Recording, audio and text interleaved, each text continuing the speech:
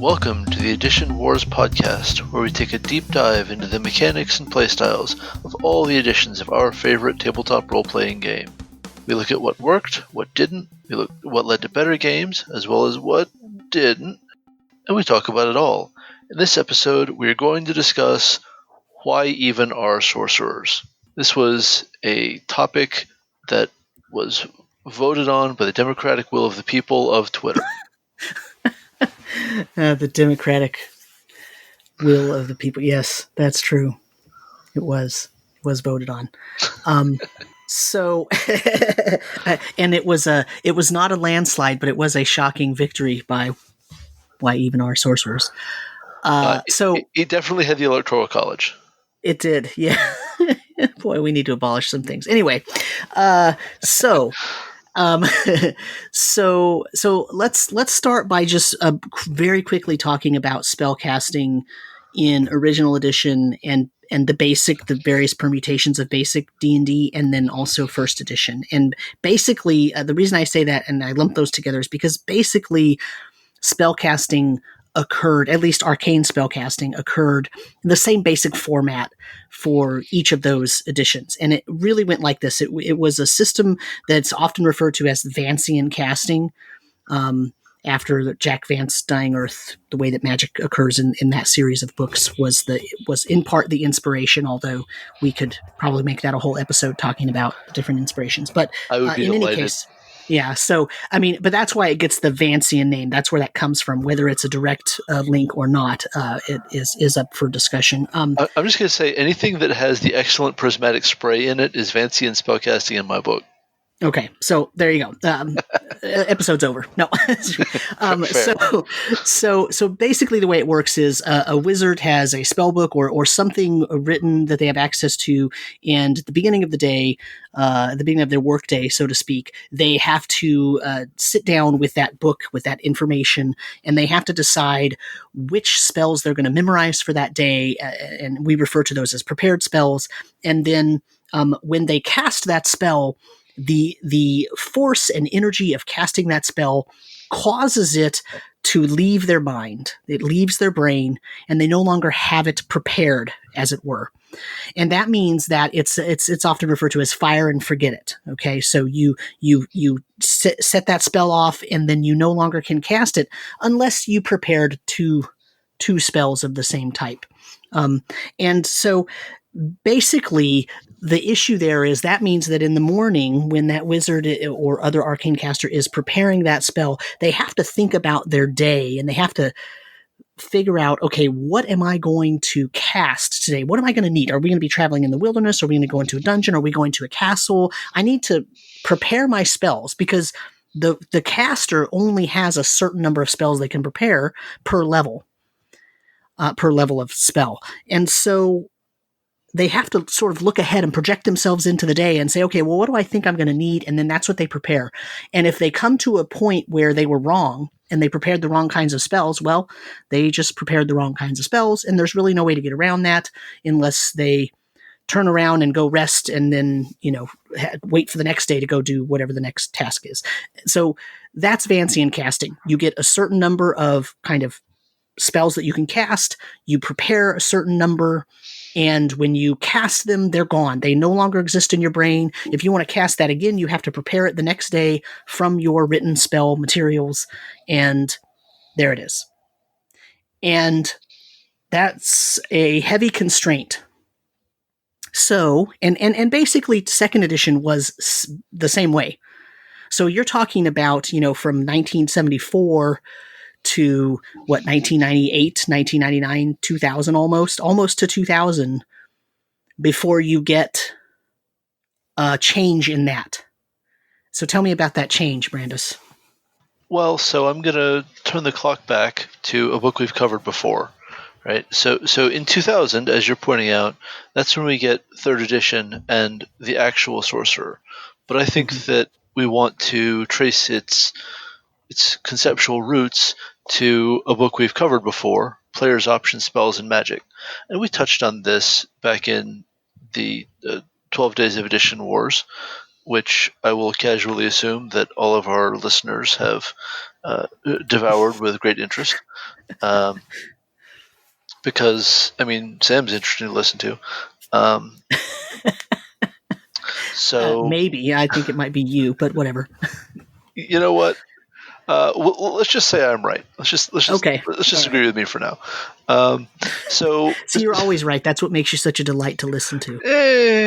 all right. So in chapter 6 of player's option spells and magic, we get a spell point system, and one of the things they do in the spell point system is they have two different cost structures for um, spending your spell slots, your spell points on the actual spells you're going to be casting.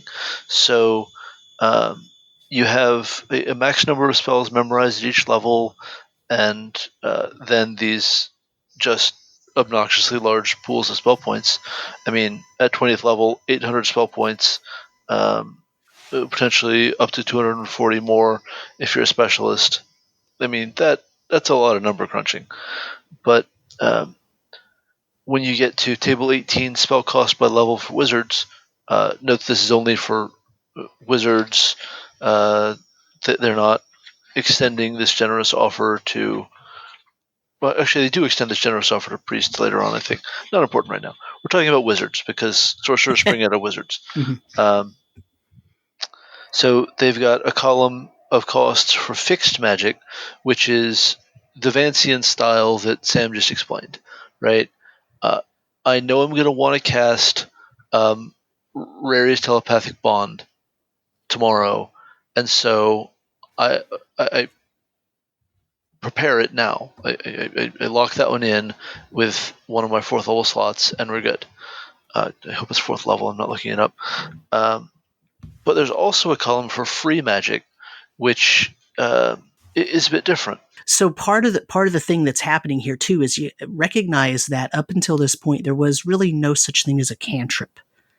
So there weren't really to this point, there weren't spells that were considered kind of 0th level or spells that you could prepare and then cast frequently.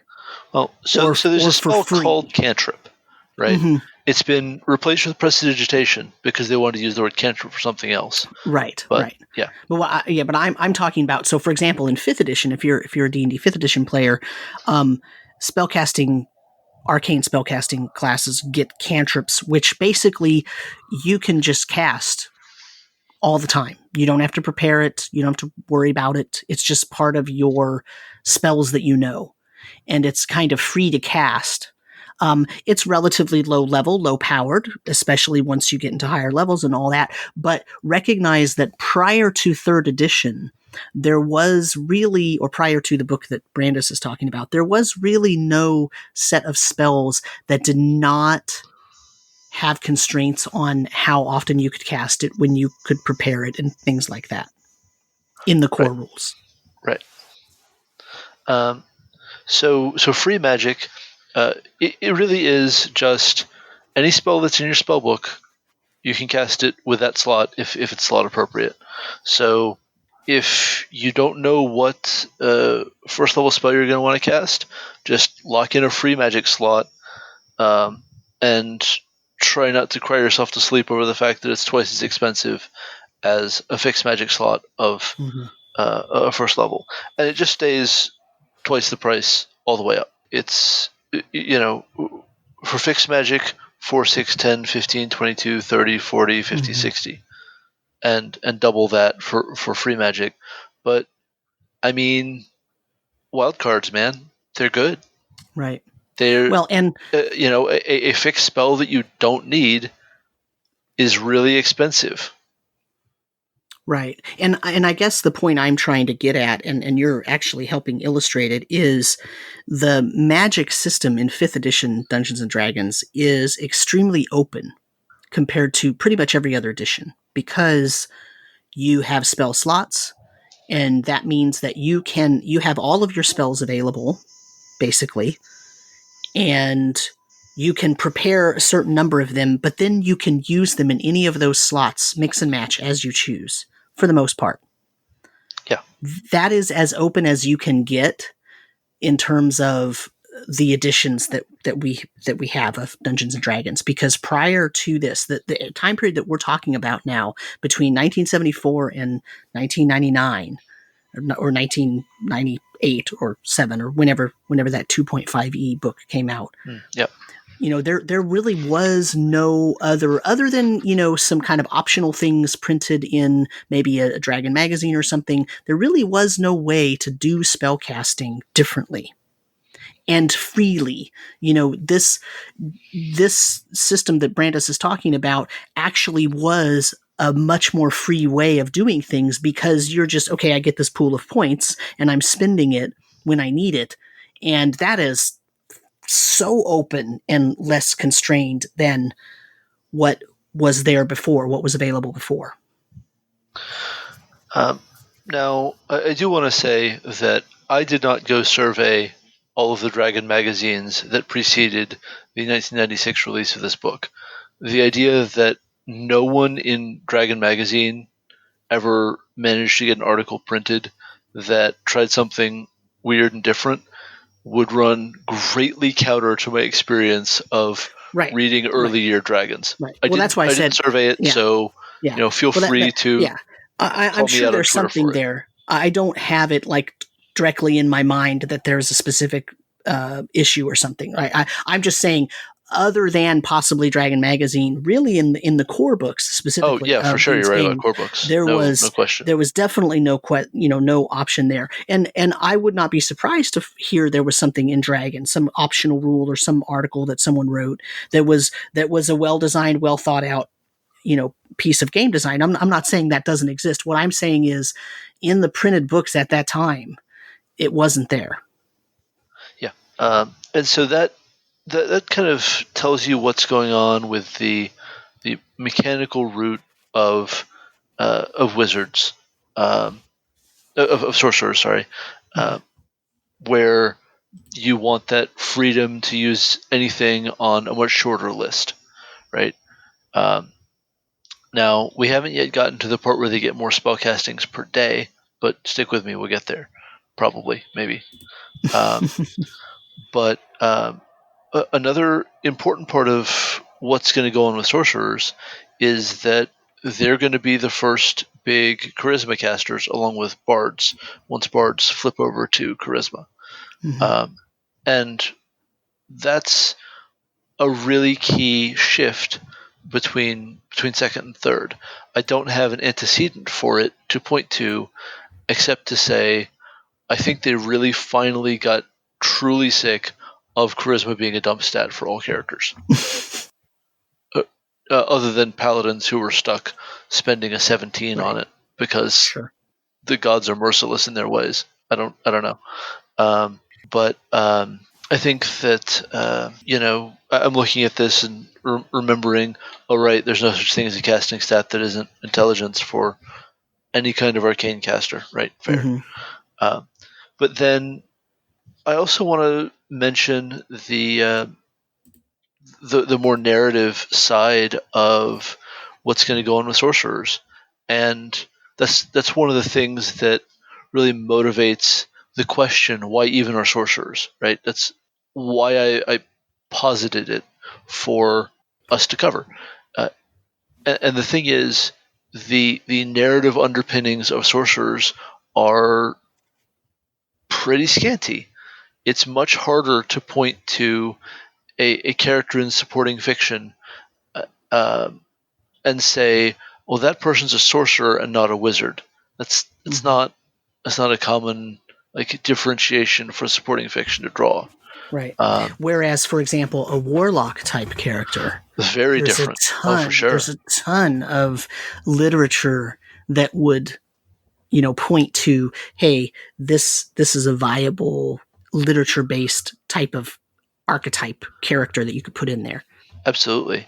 And the word sorcerer doesn't mean anything different from wizard in fantasy fiction in general, until and unless the author says it does. there's no default meaning that's different. I'm not doing a deep etymology dive because I'm not, but you want to. uh, I mean, yes, obviously. I think we can. I think be pretty confident about that. Yeah. What they wind up doing is saying that sorcerers have magic that is inborn and awakens in them, and so at least in my imagination, they wind up drawing as much on sort of the X-Men, right? It's sort of a Bobby Drake kind of thing. I cast a lot of ice spells because I'm Iceman or whatever. I'm Storm, because I have lightning powers. Right? Like those characters play a bit like spellcasters a lot of the time. It's just that this is D&D, so you can't play a pure lightning spellcaster and expect to have a very good time. Right. That's not a thing. With some exception for 4th edition, but we'll get there. Don't worry. But to bring this back to players' option spells and magic, I think that the channeler that gets trotted out here as an alternate system for magic carries some of the narrative seed of what the sorcerer is going to be, of that like self as wellspring of magic that sorcerers represent in 3rd, and kind of gets more explicit in 4th, and then really gets driven home with an actual feature name called Font of Magic in 5th edition. I mean, Right. how on the nose can you get, right? Right. But in 3rd edition, it's supposed to come from dragons. They're ultimately draconic in some way, and then there are countless prestige classes to push and pull that idea all over the place, or replace it with something else. Who knows? As we continue the listing of things I did not do to prepare for this episode, go through all the prestige classes of 3rd edition is definitely not one of them. Yeah, Just I don't saying. think that's on anybody's to-do list at this point. Some future deep dive when we really hate ourselves. That'll be the episode that Brandis hosts on his own. Anyway, that's my take on what channelers represent here, and how a lot of what we see of the sorcerer comes from players' option spells and magic. Some kinds of versatility in spellcasting did also have, 1st and 2nd edition roots. They just don't have a sorcerer-like feel to them in a meaningful way. Right. That's not a thing. You've got things like any spell. Any spell that lets you substitute any lower level spell in that spell slot, that's fine. It isn't what the sorcerer feels like. It's more of a fancy mind trick than a sorcerer. Right.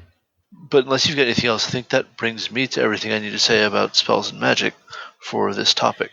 Yeah, no, I think it's just the idea of that book being the kernel of what becomes the 3rd edition sorcerer, where the first time that a sorcerer is codified into the main rules in a specific way like that is so different from a wizard. Yeah. And, I mean, it was a really big revelation coming into 3.0 when we saw the sorcerer for the first time.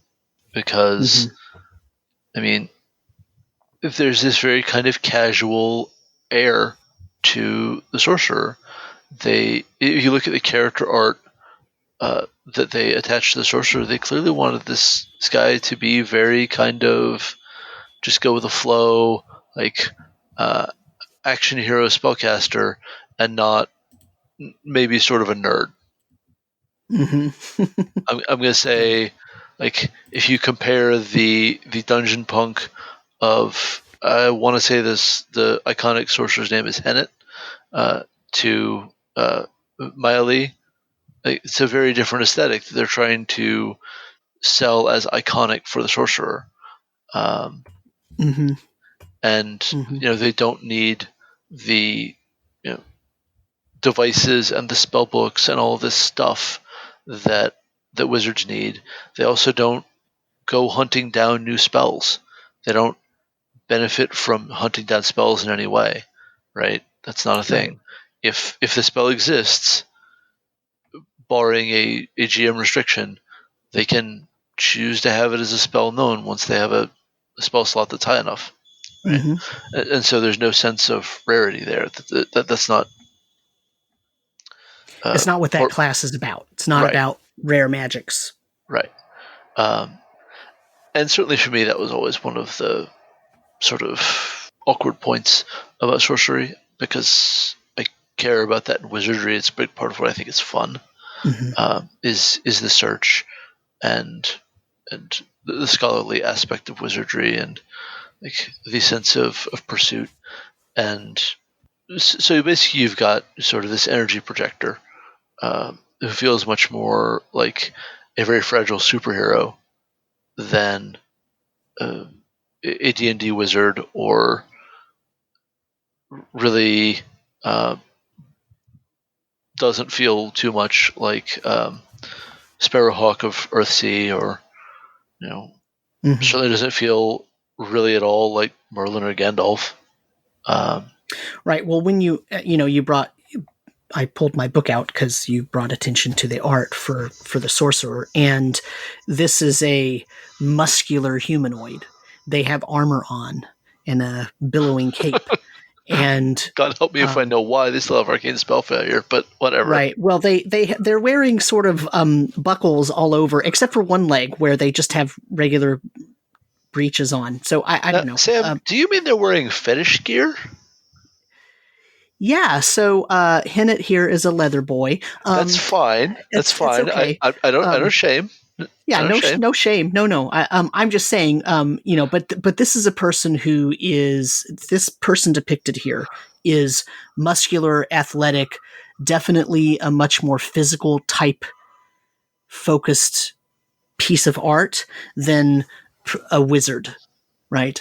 Yeah. There's no flowing robes. There's no large arcane book. There's no sort of maybe narrow, non-fit, like a wizard is, the sort of iconic wizard is, this person has to spend so much time studying their art, the magical arts, right, arcane arts, right, that they don't have time to, go work out at the gym, right? Right. So they tend to be much less physically imposing. Their physical presence is much less of a matter of importance.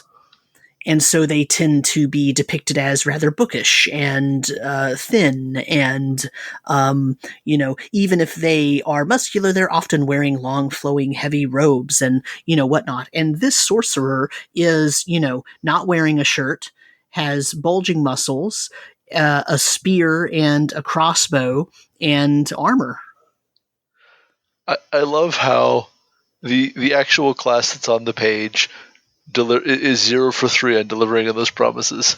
Right, but I'm just saying, you pointed out the art. No. To actually, discuss the art, it's very true that they were, here's why I bring this up. I know it's a podcast and you're not necessarily looking at the book with us, but the point here is they really, really wanted it to be different. This is not just, some other spellcaster. This is definitely something different. Yeah, I absolutely agree with that. Aesthetically, they just have this really cool idea, and then to be kind of rude about it, they forget to deliver on it. There are a lot of small changes you could make that would sell that idea and would still be really safely within power balance for 3rd edition, especially if you start talking about the power creep of later 3.0 and Lord help you 3.5. Right. Like, if they'd given them some mitigation for arcane spell failure so that leather armor made sense, if they give them a better hit die, if given them a reason to use a spear, just pick one. Pick one. But I don't think that any of that happened. And so, this is where I very subtly pitch my idea for what a sorcerer should be. Everybody wants a really comfortable Gish build, right? Like, stop fighting your own aesthetics and just make it easier for sorcerers to get to a Gish build. It's not that hard. You don't have to multi-class in Paladin, just do it in one class. It's fine. Right. No one's going to be mad. Just let the sorcerer be a beefcake, and it's fine. You know what? Like, ladies are going to love it. It's fine. I mean, yeah. The thing is, like, 3rd edition was going for a semblance of balance, wherein the previous editions did not purportedly have that, right? I say purportedly because I think 2E had some things. But anyway, previous to 2nd edition specifically, the balance came from the experience progression tables. And in 3rd edition, and we've talked about this before, everyone progresses the same rate, at least at the beginning. Now, I know that there's an issue with that because of creation of magical items and stuff like that. But just on its face, it looks like, right, everybody's supposed to progress at the same level or at the same rate. And so they had to try to balance things using other elements of characters. And so that's why you end up with, sorcerer with, only proficiency in simple weapons and no armor or shield. But yet the picture has, he needs to be on like the, sorcerer's calendar. Yeah. He's a beefcake, right? So, but that's, I think there were some issues there because 3rd edition was trying to have a balanced way to, produce characters that were relatively powerful, but also the DM was able to use, CR values and things like that to create challenging yet fair encounters. And, 3.0 really, at least at the beginning, at the core, was trying to go all in on balance, but also providing opportunities for character building. And that's something different from the way that, for example, 1st edition did it. 1st edition, your character building was just through playing the character. Everybody was really super weak at 1st level, and you could be killed by, a house cat if you're a wizard because you've got so few hit points, right? And so, so that sort of, they were trying to reduce that effect by making it so that everybody at 1st level is just a tiny bit more hardy and it has a tiny bit more capability. And I really do mean tiny bit. I mean, especially compared to fourth edition, which you create superheroes at 1st level, but you still had this sort of progression in 3rd edition where even 1st and 2nd level characters were much more able to survive and capable of doing things compared to basic D&D and 1st edition. But anyway, I'm getting way off track. The point of this all is that 3rd edition is the first appearance of a true sorcerer class in the core. And so let's go from there. So because remember what the question of the episode is: why even are sorcerers? Right. And so the gameplay model that they're offering here is it's a gunboat, right? You have a phenomenal amount of ammunition because in exchange for having a quite small number of spells known compared to what a wizard could hope to reach, though a large number of spells known from the perspective of 5th edition, to be fair, sure. you get a lot of extra slots. Instead of the wizard has a line at level 20 that is 4 across the board, right? 4 spell slots of every level, not counting bonus slots for high intelligence, which I sure hope you have. Well, with sorcerers, that's 6 across the board. So, not counting your 0th level spells, that's a very casual 54 spells a day. I mean, what? Right. I mean, being able to cast 6 9th level spells a day, well, oh. Right. And sure, you only know 3 9th level spells, but who cares? But have you seen 9th level spells? Right. So you can cast them each twice. Right. Like, does it matter?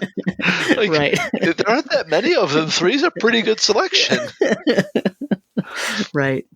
Yeah. And they only have one other class feature, which is Summon Familiar. It's otherwise blank right down the line. And even in 3.5, where they tried to get rid of the dead levels that a bunch of other classes had, they didn't try to do that with your pure spellcasters, because if you're getting new spell slots and new spells known at every level, then something exciting is happening, presumably. And they're otherwise so similar to Wizards still. Right. The base attack bonus and all the saves are exactly the same. Yeah, exactly. And they don't have the bonus feats that Wizards get. So, okay. I think their skills are a little different, but let's see. Oh, probably. Let's see. Now, please pull out the eye bleeding chart of class and cross-class skills. Sorcerer's class skills are they get bluff. Yep, craft, that's knowledge, profession. Yeah, but their points are 2 plus int times 4. Yeah, just as bad. But int isn't a good score for them anymore, so they're bad at everything. Well, that's what I was saying though, is that their skill points are the same exact thing as a wizard, but wizard presumably is going to have a sky-high intelligence. Yep. And the sorcerer is not, because charisma is their main. So that's and one of the things going forward that that we're going to see change about this is just people remembering that, oh yeah, if we want them to be about charisma, maybe we can give them a few more charisma skills. Diplomacy come to mind? Anyone? Because it looks like such a gimme now if you're only familiar with 5th edition. Sure. It does seem really obvious. Yeah, of course you give them the option to take deception, persuasion, intimidation, whatever. Right. Well, that apparently wasn't obvious at the time, but it was still such a new idea, right? Right. I don't know. I mean, you could even give them something like disguise, right? Because, I mean, if they're not meant to look like a wizard, but they're an arcane caster, and if that's part of the shtick, then you give them disguise, which is a charisma-based skill, if I'm not... No, I'm correct. Yeah, it is key ability charisma.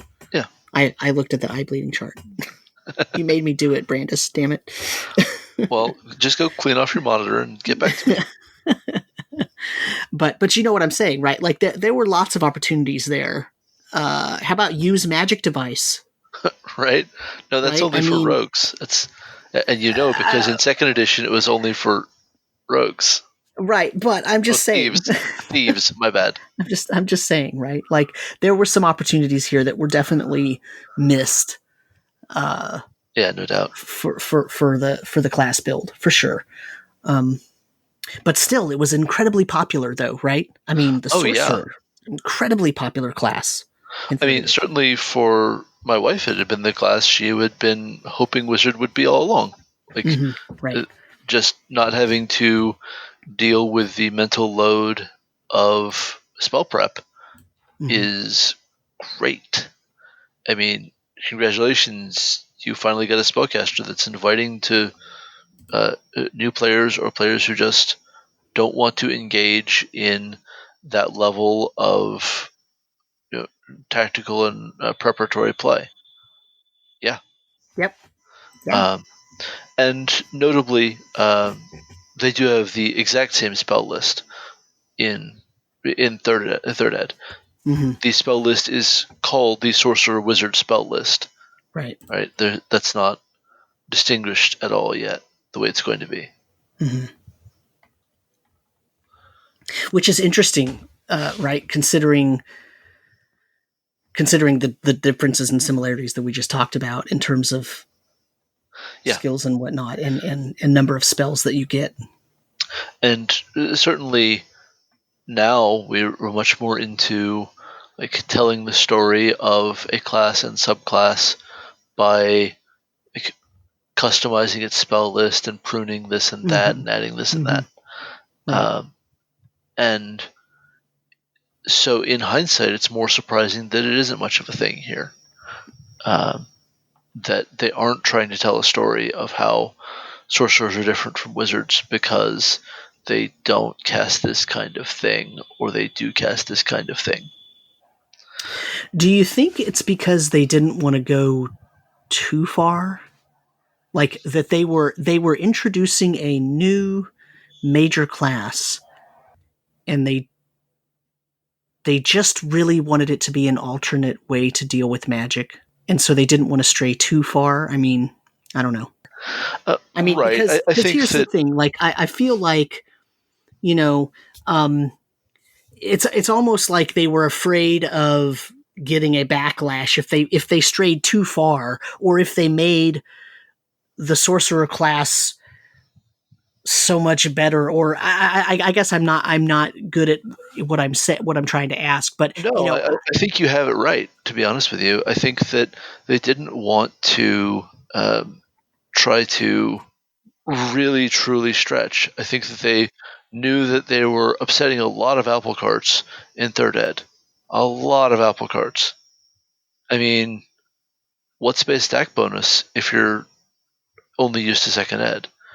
And the internet wasn't the same kind of place to help people learn this new product and to draw them in. Either you were waiting with bated breath and going to the school computer lab way too often like I was, or you had a life, which I assume is at least some of our listeners, 20 years ago. Or just people weren't on the internet as much because they just weren't. Yeah. It just wasn't as accessible, and it wasn't as, I shudder to say this, but as easily understandable to a great mass of people. Right. We're talking about the days when you would eagerly await the delivery of your latest Dragon magazine to see if your letter got published, so that you could see what answer they gave in the sage advice, Yeah. Anybody else remember magazines? Those were a thing. Anyway. We're dating ourselves. A little bit. Anyway. But yeah, I think that because they were changing so many things, they didn't sort of iterate on this to that degree, and maybe more surprisingly, they continued to not do so in updating Sorcerers to 3.5. I think I'm correct in saying they're the least changed of all classes. Compare. Yeah, see, I don't have 3.0 in front of me, but I've got 3.5 in front of me, so that's what I've actually been looking at. Same. So that's interesting that it's probably least changed. Does not surprise me, though, because I think they were thoughtful, at the same time as saying I think they didn't want to go too far or something, but they were still being thoughtful when they first designed it. And they had, I think, some people had some specific things in mind, and those things got implemented, and to what extent they were the best they could be, I don't know. But as I said, it was an extremely popular class. So Yeah, for sure. And the fact that there weren't a lot of charisma penalty races, dwarves notwithstanding, meant that playing a halfling or gnome sorcerer sounds pretty great, actually. Yeah, does sound pretty good. So what happens in fourth edition? Well, Player's Handbook 2. And so that's telling right away already, right? Yeah, that it's in That the Player's Handbook 2. It's in the Player's Handbook 2, not the Player's Handbook 1. Remember, 4th edition had 3 Player's Handbooks plus. Well, let me tell you, several... when 4th edition came out, they had lost all of their fear of upsetting apple carts. Yeah, no kidding. They took aim at every apple cart they could find, and they upset it with righteous vengeance. And so, yes, they did. And then they thumbed their nose at it. For sure. The entire roster of classes in the first Player's Handbook is different and surprising if you're coming from 3rd Ed or 2nd or just D&D. What's a warlord, by the way? Yeah, Yeah. So in the Player's Handbook 2, there's some old classes and some new classes. Just for funsies, Avengers, Barbarians, Bards, Druids, Invokers, Shamans, Sorcerers, and Wardens. Well, that's 4 familiar classes and 4 unfamiliar classes. Well, also, so, yeah. Remember that they also did the same thing with the races, right? Where they did not give the full for sure. typical complement of races. So in the Player's Handbook 2, you have the Deva, the Gnome, the Goliath, the Half-Orc, and the Shifter. And so the Gnome isn't in the first edition, or in the PHB 1 either, which was the cause for lots of complaint. Oh, do you remember the ads, like the little video clips they did right at the beginning of 4th edition, where gnomes were in the monster manual, but not the Player's Handbook. Right. So gnomes are monsters now. Yes. What? Yes, I do remember. But anyway. So when we look at the sorcerer. The thing we're here to talk about is the sorcerer. Yes. I came to talk about the draft. Kids, that's an Alice's Restaurant reference. Yes. You are also dating yourself again. I was not alive when that song came out, but it doesn't matter. That song is timeless. So again, I'm remembering the Primus Sucks reference that you threw out that no one else understood. That is a very, very curated audience, but yes. Boy, for the 2 or 3 people who got why that was funny. Yeah, I made sure it stayed in the podcast. I appreciate that. So right, with sorcerers in 4th edition, the text says the sorcerer is the arcane antithesis of the wizard, wielding raw, barely contained magical power, yada yada yada. So okay, that's an interesting promise. What that means on a really practical level is that a wizard is a controller class and a sorcerer is a striker class. In 4th edition, classes can be broadly broken down into defender, leader, striker, controller. That's the people who stop monsters from getting to the more lightly armored people. Then leaders are the ones who hand out most of the buffs and most of the healing. Strikers deliver the big hits or have the accuracy kicker of the Avenger, which is amazing, and also why we have advantage and disadvantage in 5th Ed. And then controllers who throw out the big AoEs or the big debuffs that lock down enemies. So the sorcerer is a striker, and that shows up in some features that are specific to each spell source. In the Player's Handbook 2, we have 2 sorcerers that will sound very familiar to 5th edition folks. There's Dragon Magic and Wild Magic. And so some of the features here are very similar to features found in the 5th Ed Player's Handbook, because you have Draconic Resilience, which is an AC kicker, much like the scales that you get as a Draconic Sorcerer. And then you also have ways to ignore some damage reduction, some energy resistance that your spells would be reduced by. And then Draconic Power is your damage kicker to remind you that you are in fact a striker. You add your strength modifier to damage rolls, because another of the, I'll say, oddities about 4th edition ability score interactions that we touched on when we did ability scores is that most or all classes and builds have a primary ability score that is their main attack stat, and also will modify their damage primarily. But then they'll have features where you need this other stat, and it doesn't need to be as high because it doesn't happen as much. So that's your secondary. Well, Draconic Sorcerers are Charisma primary, Strength secondary. So I want to, before we get too far into the weeds with this, I want to call your attention to the art, since we talked about the art on this. Yeah, for sure. The art in the 4th edition Sorcerer is in a robe. The sorcerer is wearing robes, has long flowing hair, and is using a staff, and has a leather belt on. Just about the only thing that is similar between this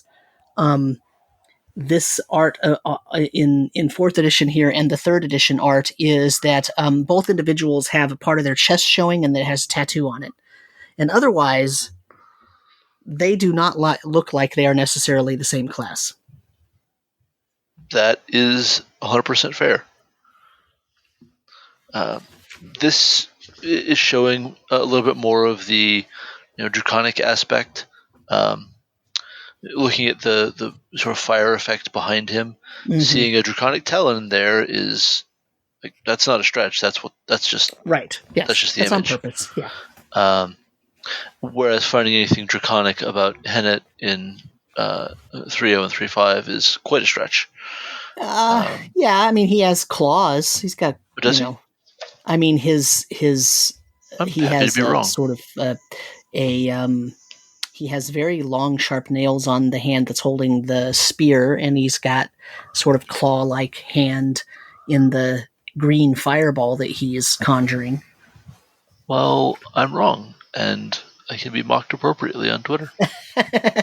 No, I mean, it's not extremely obvious, whereas in the 4th edition, the flames and the claw are really obvious.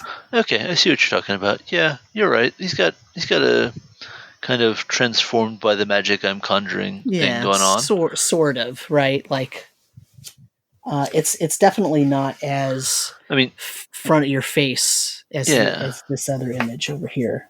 Yeah, neat. All right. I mean, so there's some similarity there, but Yeah. And so the other spell source in the 4th Ed Player's Handbook 2 is Wild Magic, and it's not as weird, oh god, what is this chart going to do to me, as the 5th Ed one or the Wild Mage of the 2nd Ed Tome of Magic, which doesn't play like a sorcerer at all, but it plays like someone with a death wish. But we did have a Wild Magic sorcerer in my 4th Ed game, and he certainly did slide the party all over the map from time to time. Sometimes off of great heights to my infinite delight. The thing about fourth edition, though, that is worth talking about is that the way that the powers that each class received worked. You can recall it was on the AEDU system, so there was at will, encounter, daily, and utility actions. And if you had an at will action, that quite literally meant you could use it at will on any turn. Yep. Which was a great departure from how third edition did its action economy. For sure.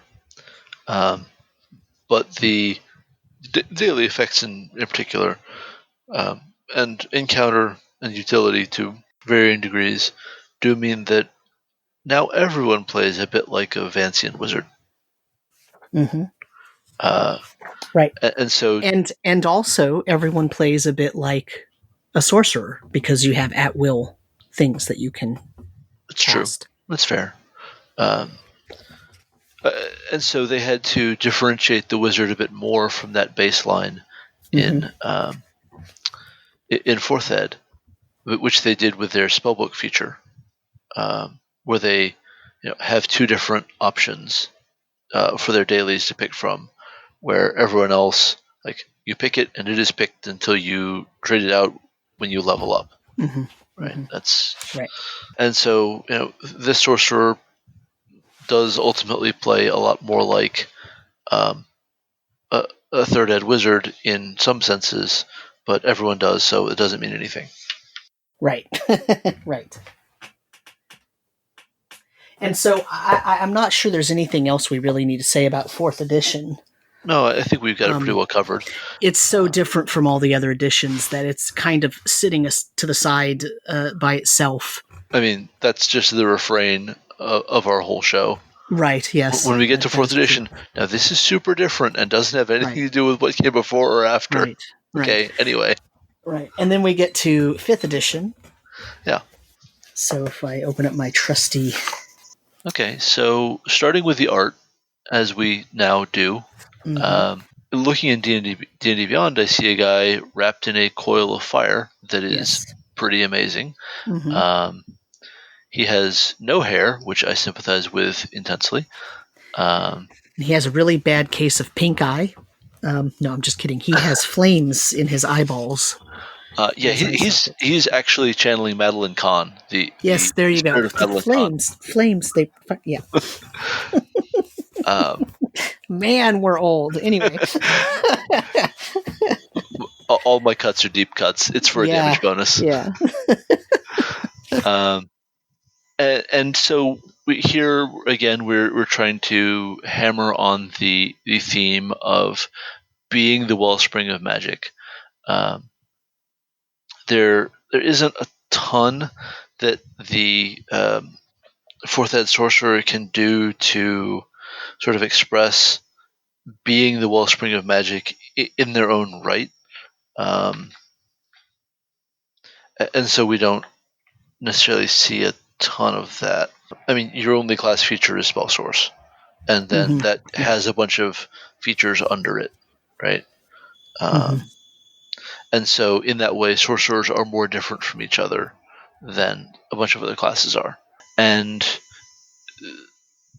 that element, taken narrowly, is actually quite true of 5th edition sorcerers. The core of the class has very few defining features, but the subclasses deliver a lot of the characterization work. Which are sorcerer's origins. Right, the sorcerer's origins. And so we get into unexplained powers, raw magic, kind of. The problem with unexplained is that no one's going to come along and reveal that they had the secret on the WotC side. That's not the kind of business they run here. Right. And so if your DM doesn't do something with that, then there isn't a lot of story to tell about that. And not everyone cares about having the game tell a story about their class, but it's something I've always liked. I think especially with clerics and paladins and warlocks, something is fundamentally getting lost if you're not telling a story that's about that class in some way. Right. And so that's harder to do with sorcerers, which again is the sort of point I was getting at with why even our sorcerers. Mm-hmm. But at second level, they get a feature called Font of Magic, and what Font of Magic does is that it does two things. First, gives them sorcery points at all. This is the feature where they start giving you sorcery points. You can't spend them on meta magic yet. That comes next level.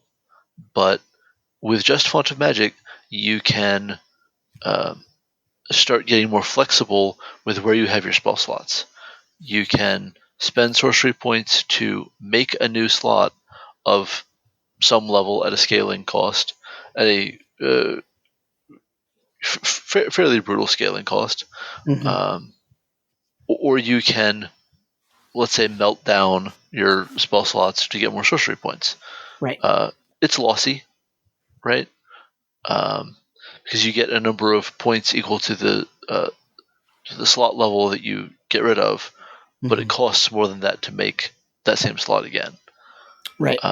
Even at first level, because if you want to create a first level spell slot, it costs you 2 sorcery points. Yep. So if you melt down a third level slot, right, and you get 3 points, you don't get 3 first level slots, for example. It's not a direct point per level ratio. So the flexibility comes with a cost. Yep. It sure does. And so for the most part, you really want to avoid doing this. Mm-hmm. I think the main use case you'd have here is scrapping a lot of lower level spells to get one big higher level spell. To save everybody's butt. Save everyone's butt, right? Right. It needs to be teleport. A teleportation circle. That's the kind of desperate move we're talking about here. Right. But what you also do see with those sorcery points is, well, those are free on top of your other spellcasting. Mm-hmm. So that's actually mathematically winds up being a pretty nice parallel to Arcane Recovery. And they don't get more spell slots than anyone else anymore. That's not a thing. Mm-hmm. Everyone's on the same spell slot progression chart. Right. If they're pure casters, or they're on half that, or they're on a third that. But they do get a really solid number of cantrips known. Not everyone starts with 4 and goes up to 6, so that's quite good. Mm-hmm. But then at third level, right? At third level, they get what I think a lot of people treat as like the main meal of the sorcerer class. Right. The main reason you showed up today, and the thing that does set them apart from other kinds of casters to maybe a greater degree, which is meta magic. Sam, why don't you run us out of meta magic? So meta magic effects are things that you can use to, how do I say, adjust how the spell effect occurs. So, for example, extended spell lets you cast a spell for a longer duration than it would normally have been cast.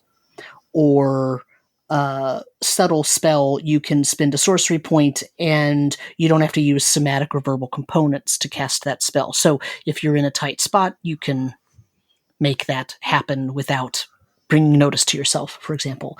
Or careful spell lets you, protect your allies, basically.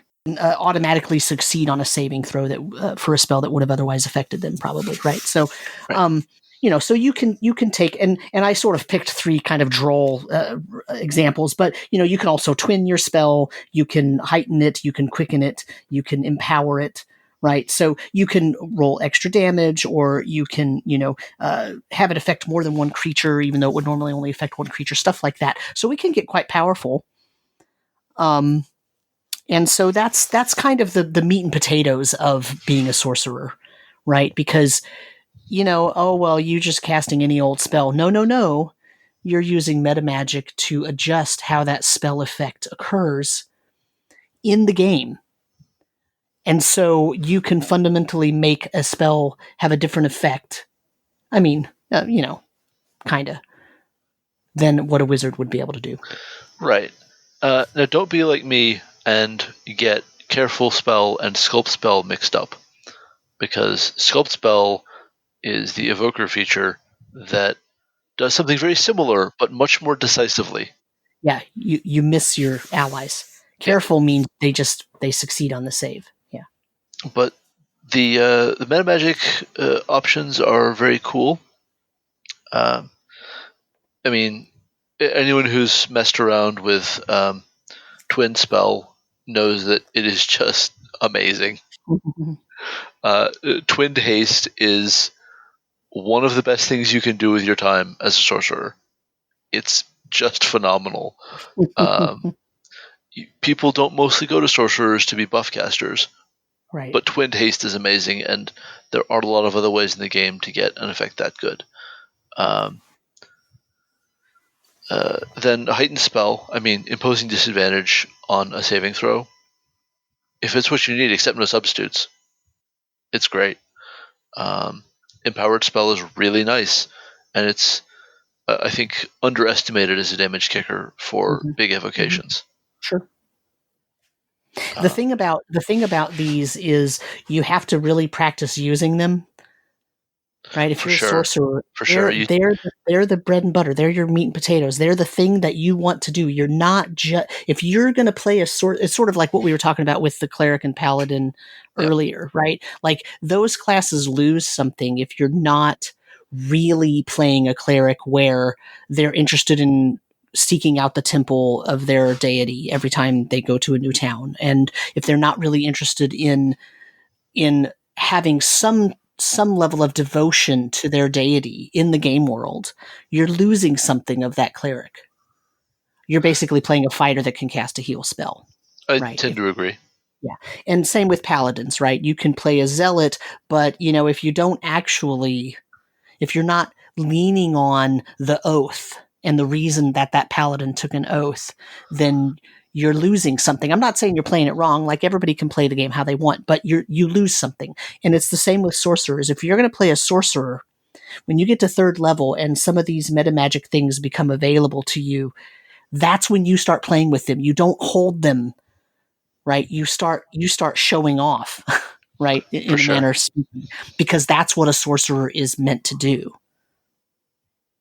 And so, once again, I'm not saying anybody's playing wrong, but I've played sorcerers before, and if you don't get used to using the metamagic feats, then you're not really implementing the sorcerer in the manner that makes it all that different from any old caster.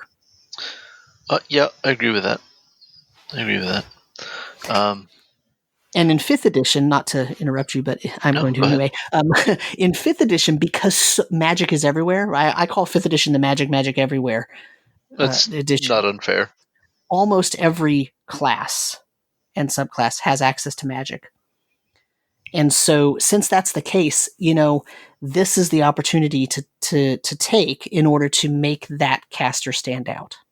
Yep. No, I look at this and we've seen some sort of tinkering and brainstorming going on in UA, right? With what Tasha's Cauldron of Everything or some future product might offer if it was popular. I don't know. Maybe it was popular, maybe it wasn't. I thought it was pretty cool. I think a bunch of people were excited to see a little bit of metamagic dabbling possible for other spellcasters. But also, as a sorcerer, having a way to commit a feat to knowing more metamagic is pretty appealing. That's pretty cool. Yeah. Like your options are mighty thin. You don't learn a lot of different metamagic. And so, yeah, like if you can't quite be happy with the number you get, the ability to buy one more is great. Anyway, there have been a good number of Sorcerers Origins that are official releases, and Mhm. then there are currently 2 that are tagged UA in D&D Beyond. I also have my own collection of Sorcerers Origins that I highly recommend in a very humble and subtle sales ploy. I think you'll get a lot out of it, dear listener. Mhm. You want to look for 3 Sorcerers Origins on DriveThruRPG. Thank you, Excellent. By Brandis Stoddard. by Brenda Stoddard. So let's round this up because we're pushing time now. Yeah. So the question that was used to open this episode was, why even are sorcerers? So I've been talking about narrative a lot and what I want to see happen there. And so on the narrative end, I have sort of 2 big ideas that I really want to see someone explore and really take that deep dive on, right? And so one is I want to see someone take Font of Magic and explore what that means and just really go hog wild on it as to like the sorcerer is the font of magic. Maybe they can hand out buffs to other spellcasters that are near them because they are so overflowing with, ethereal power or Mm-hmm. whatever. Or maybe they have better access to the ethereal and the astral because they're a font of power. What could that mean? That could be something really cool. Um, Or perhaps if they're in a setting like Forgotten Realms, which has the weave concept, perhaps they can pull on the weave and use it in a way that is different from everyone else around them that is pulling energy from the weave to cast a spell. for sure, that could be really cool. And unfortunately, it's a little too easy to say. Yeah, they get meta magic. Like what? But that isn't satisfying Right. because yeah. Um, But imagine if you're playing in the Forgotten Realms and you have such a succinct and strong connection with the weave that you don't cast counterspell. When that opposing caster is about to start their spell, you feel the energy of the weave start to shift toward that caster as they're trying to cast this spell. And you just pull the weave so that that caster no longer has access to the magic, and thereby you have basically cast a counter spell. sure, like that's really good description for Mm-hmm. how the whole thing works, and like enriching description is a really good angle for sure. Mm-hmm. Um, I try to go for the narrative more often than not because that's what's going to set people apart. People who aren't designers, who aren't just going to sit down and write a new subclass or a new sorcerer's origin, yeah, for sure. can rely on narrative. So the other angle that I want to see someone really go deep on is so a lot of these origins are described as being maybe bloodlines. Mm-hmm. So Mm-hmm. someone in setting knows that and they go a Bene Gesserit with it.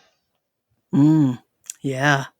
So like if you know that here's a group of people whose lines tend to like uh, give birth to draconic sorcerers.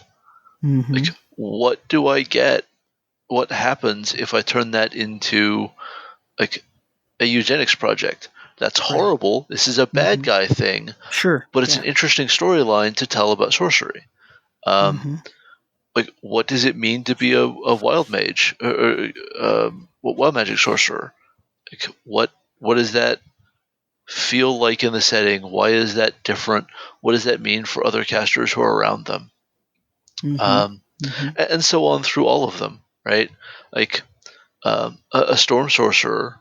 Well, is the storm in their bloodline somehow? Is that something that gets passed on? Like, they're not going to make rules about that because D&D is not primarily a generational game. Right. But what if? And I was actually thinking about this today while listening to your show, Sam. D&D brief.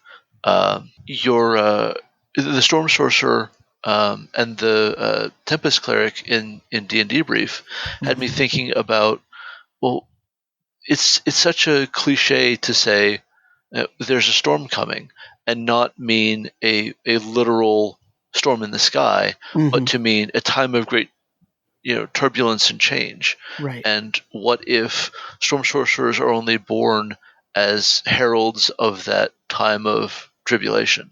Right? What would that mean in the setting if you go 20 generations with no storm sorcerers, but people know that when storm sorcerers start getting born, stuff's gonna get real?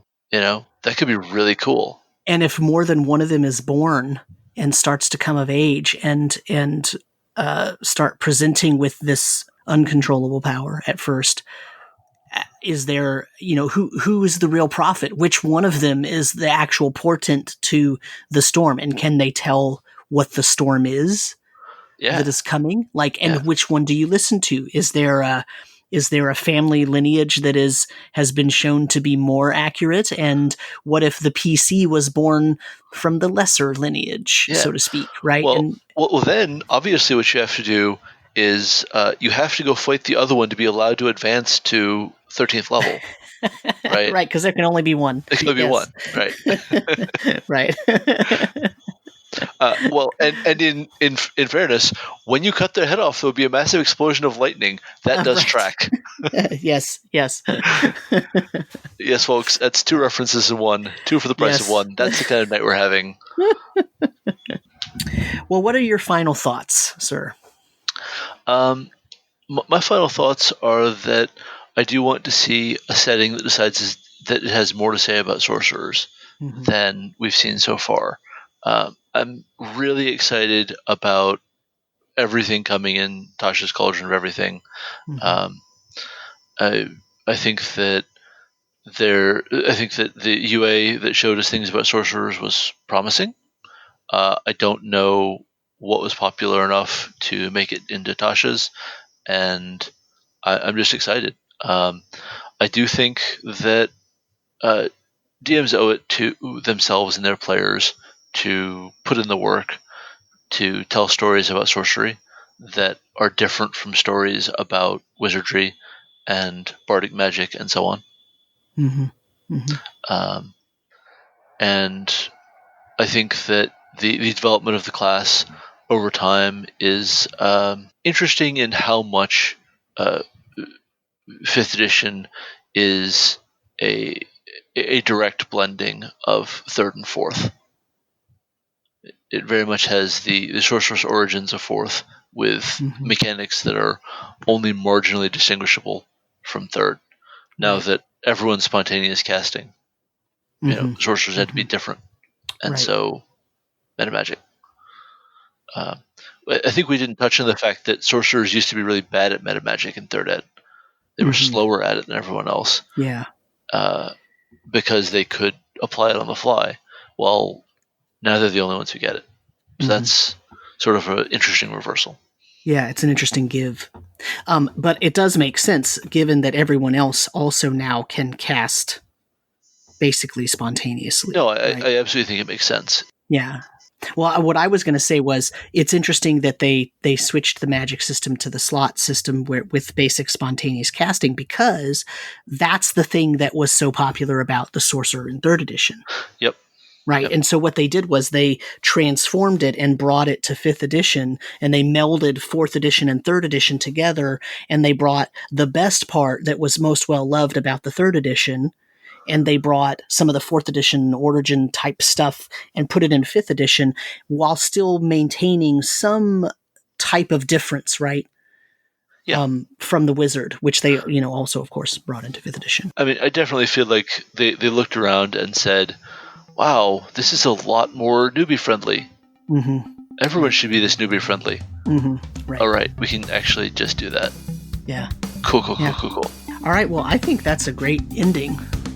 So yeah, man.